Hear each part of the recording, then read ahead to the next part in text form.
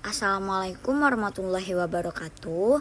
Perkenalkan, nama saya Nadia Francisca dengan NIM A1C119034 dari kelas reguler A angkatan 2019, program studi Pendidikan Kimia, Fakultas Keguruan dan Ilmu Pendidikan Universitas Jambi.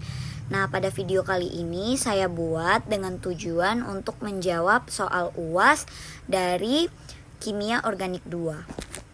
Nah, untuk soal nomor 1, pada mekanisme reaksi tersebut terjadi reaksi bersaing antara SN2 dan E2, di mana pada reaksi yang pertama yaitu pada alkil bromide yang terjadi pada reaksi SN2 disebabkan karena alkil bromide memiliki hibridisasi karbon sp3. Nah, hibridisasi karbon sp3 ini yang menyebabkan Br yang bertindak sebagai gugus pergi akan mudah untuk digantikan oleh O negatif. Nah, di mana O negatif di sini merupakan nukleofilik yang kaya akan elektron. Nah, sedangkan untuk reaksi eliminasi E2-nya terjadi karena alkil bromide yang direaksikan dengan basa Bronsted-Lowry sehingga menyebabkan unsur HBr dari alkil bromide tersebut menghilang.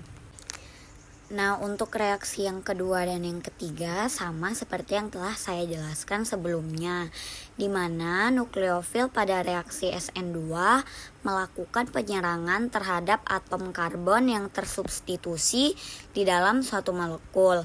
Nah, sedangkan reaksi eliminasi E2 melakukan abstraksi pada proton yang terletak di ujung molekul. Nah, pada reaksi ini laju reaksinya berjalan lambat. Hal tersebut dikarenakan terjadinya tuntut-menuntut sterik dan molekul substrat. Nah, pada pihak nukleofil. Nah, hal tersebut dikarenakan nukleofil pada reaksi ini merupakan basa yang telah direduksi menjadi substituen pada reaksi SN2. Nah, untuk soal nomor 3 ini saya mengambil reaksi reduksi antara ester dengan litium aluminium hidrida. Nah, reaksinya dapat dilihat pada gambar di bawah ini. Nah, pada saat ion hidrida dari litium aluminium hidrida ini menggantikan gugus OR dari ester, nah sehingga nantinya akan terbentuk aldehida. Nah, hal ini dikarenakan aldehida lebih elektrofilik apabila dibandingkan dengan ester. Nah, jadi setelah beberapa saat akan terbentuk molekul aldehida. Nah, untuk mekanisme reaksinya dapat dilihat pada gambar setelah video ini. Nah, saya akan melanjutkan dengan menjawab soal nomor 4. Nah, pada reaksi ini mula-mula atom H dari reduksi LiAlH4 akan menyerang atom C. Nah, sehingga akan membentuk karbokation. Setelah itu, atom H yang satunya lagi juga akan menyerang atom O yang berikatan rangkap, sehingga nantinya ikatan rangkap akan terputus dan berikatan dengan AlH3. Nah, kemudian atom N akan menyerang P untuk membentuk ikatan rangkap kembali.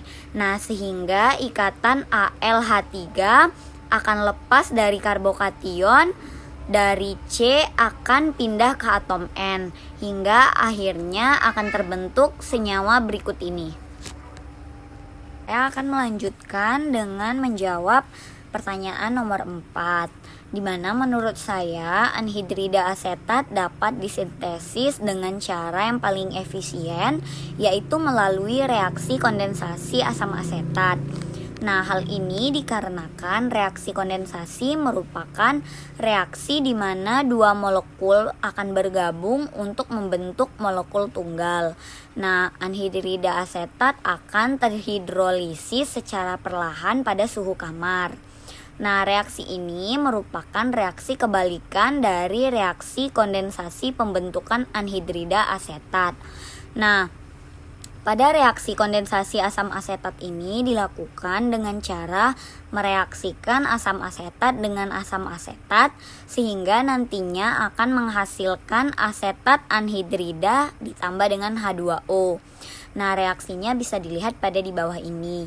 Selain itu, anhidrida asetat juga dapat disintesis melalui reaksi asetil klorida dengan natrium asetat. Nah, untuk reaksi ini dapat dilakukan dengan cara mereaksikan asetil klorida ditambah dengan natrium asetat sehingga nantinya akan menghasilkan anhidrida asetat. Nah, untuk reaksinya juga dapat dilihat pada gambar di bawah ini.